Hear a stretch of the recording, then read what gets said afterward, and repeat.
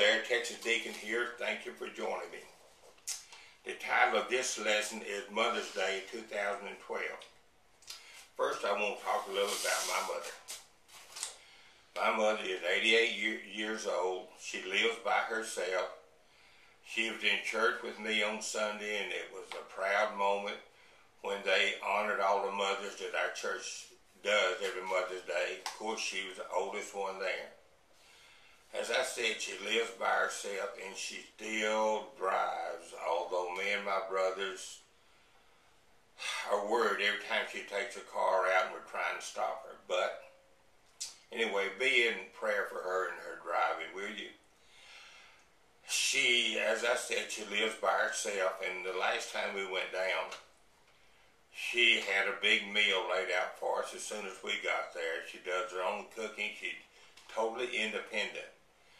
And for being 88 years old and totally independent, she is very, very blessed. And I am blessed to still have her at this point in my life. The scripture reading for today is John 19:25 through 27.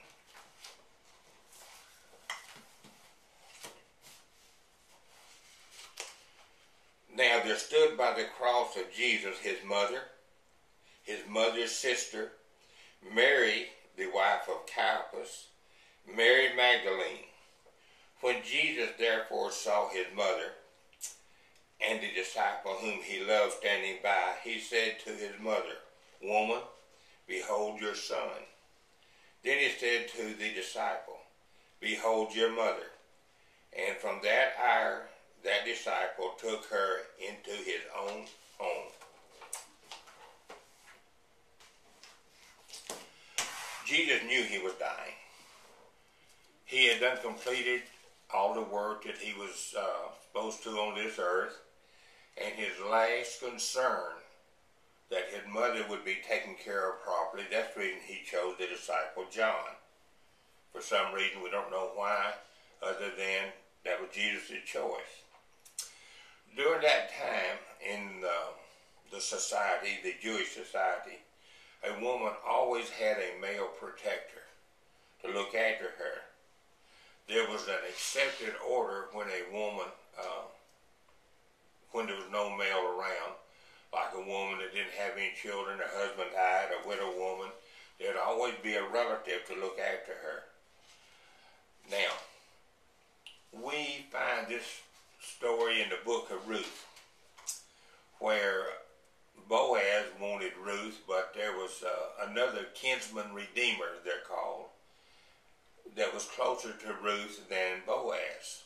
So he went to the kinsman redeemer and discussed it with him, and basically in today's language, the kinsman redeemer was not interested in bringing Ruth into his household, so that left it open for Boaz. Mary's husband, Joseph, was obviously dead, or there would have been no need for John to have taken the mother in. One of Mary's other sons should have been the one to care for his mother, Mary. We know very little about Jesus' brothers and sisters. Yes, Jesus had 4 brothers and at least 2 sisters. This is very, very clear in the New Testament in more than one place. The book of James in the New Testament was written by most authorities believe that James wrote his brother wrote the book of James. He also had brothers named Joseph, Judas, and Simon, I believe. I could be wrong on that. I'm using memory.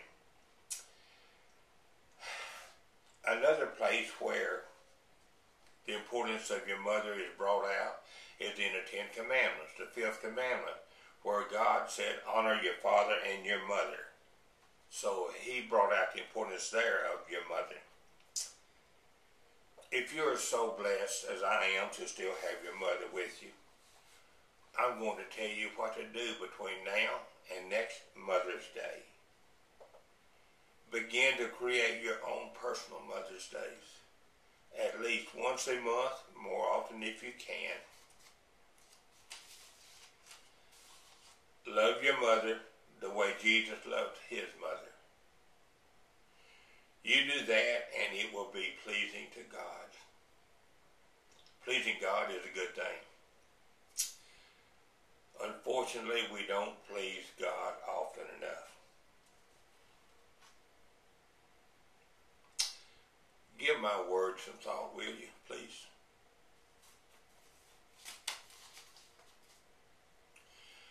May God continue to bless America.